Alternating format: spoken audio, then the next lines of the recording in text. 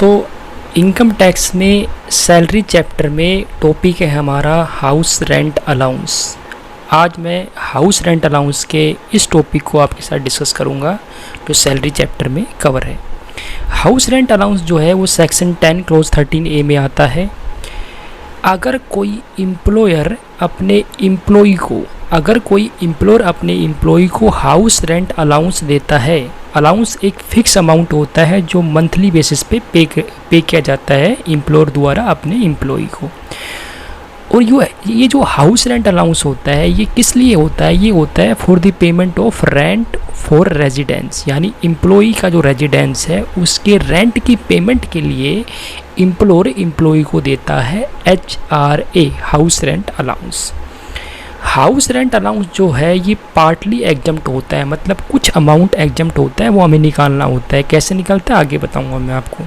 House rent allowance जो है ये पार्टली एग्जम्प्ट होता है अगर किसी एसएससी ने एक्सरसाइज किया हुआ है ऑप्शन, कौन सा ऑप्शन? शिफ्ट आउट, यानी डिफ़ॉल्ट टैक्स रिजीम से जो बाहर है under section 115BAC subsection 1A के तहत अगर किसी एसएससी ने शिफ्ट आउट का ऑप्शन एक्सरसाइज किया हुआ, यानी वो डिफ़ॉल्ट टैक्स रिजीम से बाहर है यानी ऑप्शनल में है, तो उस पर नॉर्मल प्रोविज़न लग जाएंगे इनकम टैक्स के।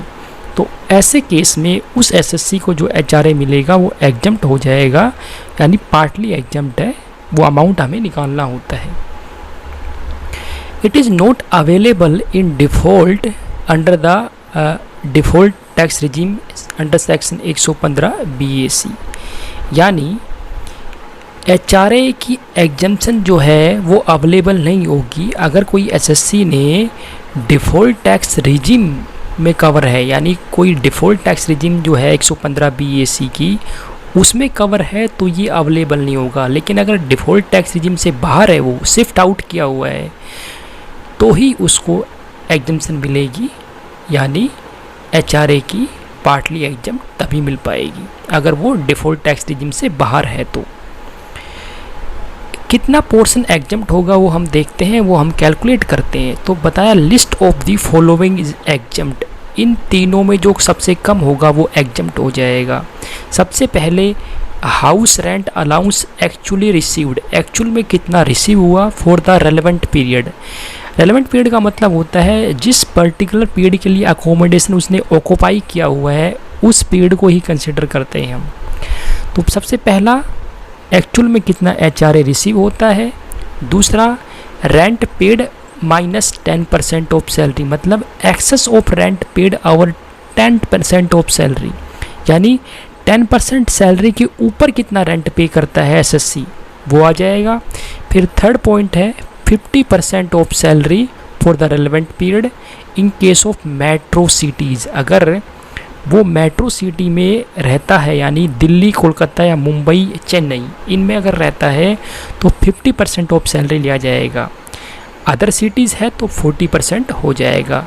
यहाँ पर सैलरी का मतलब क्या होगा? सैलरी का मतलब होगा basic salary plus dearness allowance अगर as per terms of employment है, और कमीशन अगर एक फिक्स्ड परसेंटेज ऑफ टर्नओवर है तो कमीशन भी आ जाएगा।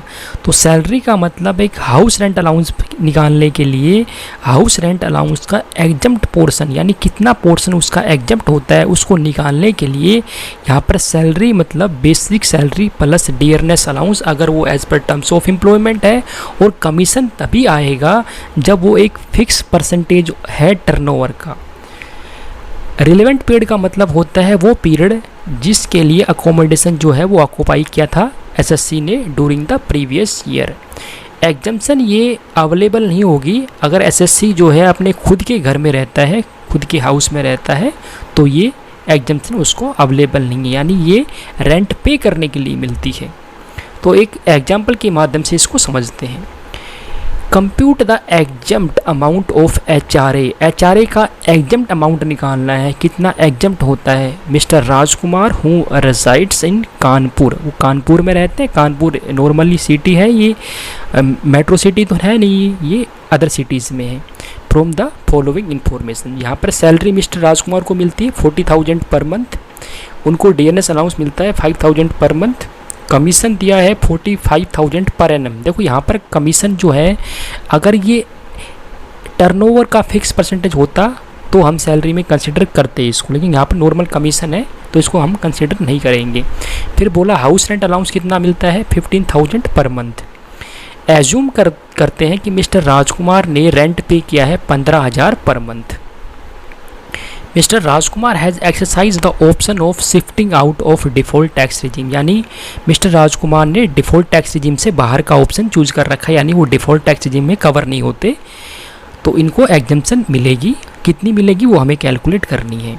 तो सबसे पहले हाउस रेंट अलाउंस रिसीव कितना होता है, 15,000, 12 महीने का हो जाए के हिसाब से 1,80,000 हो जाएगा पूरे साल का। इसमें हमें लेस करना है एग्जम्प्ट HRA। अब ये एग्जम्प्ट HRA है, ये निकालना होता है हमें सेक्शन 10 क्लॉज 13A के हिसाब से हमें निकालना है कि कितना पोर्शन एग्जम्प्ट होगा। ये जो एग्जम्प्ट आएगा वो 1,26,000 आएगा। वो कैसे निकालना है ये देख लीजिए। कंप्यूटेशन ऑफ एग्जम्प्ट HRA, सबसे पहले आपको एक्चुअल में HRA कितना रिसीव हुआ है, यानी 15,000 गुना 12 हो जाएगा। रिसीव कितना हुआ है, 1,80,000। उसके बाद सेकंड पॉइंट आपको देखना है कि excess of rent paid over 10% of salary, मतलब 10% सैलरी के ऊपर कितना रेंट पे किया है। तो यहाँ पर रेंट पेड कितना है, 15,000 इंटू 12, इसमें से माइनस हो जाएगा 10% ऑफ सैलरी। और सैलरी का मतलब मैंने आपको बताया था बेसिक सैलरी प्लस DA यहाँ पर ले लेंगे हम। कमीशन यहाँ पे हम नहीं लेंगे क्योंकि कमीशन एक फिक्स परसेंटेज ऑफ टर्नओवर नहीं है, यहाँ पर नॉर्मल कमीशन है, इसलिए बेसिक प्लस DA लिया मैंने, इंटू 12 कर दिया। तो बेसिक प्लस DA पूरे साल का उसका 10% हो जाएगा 54,000, और रेंट पेड किया है उसने पूरे साल का 1,80,000। तो 1,80,000 माइनस 54,000 ये हो जाएगा 1,26,000। उसके बाद थर्ड पॉइंट है 40% ऑफ सैलरी। तो salary basic plus DA into 12, इसका 40% हो जाएगा 2,16,000। और तीनों में जो है वो सबसे कम कौन सा है, 1,26,000 है। इसकी मिल जाएगी एग्जम्पशन, यानी इस पर कोई टैक्स नहीं होगा। तो ये लेस हो जाएगा एक्चुअल में जितना HRA मिलता है 1,80, इसमें से एग्जम्प्ट कितना हो जाएगा 1,26,000, ये लेस हो गया। और जो बच गया ये हो जाएगा टैक्सेबल, ये उसकी ग्रोस सैलरी में ऐड कर दिया जाएगा। यानी जब नेट सैलरी निकालते वक्त हम इसको कंसिडर करेंगे, ये टैक्सेबल पोर्शन हो जाएगा।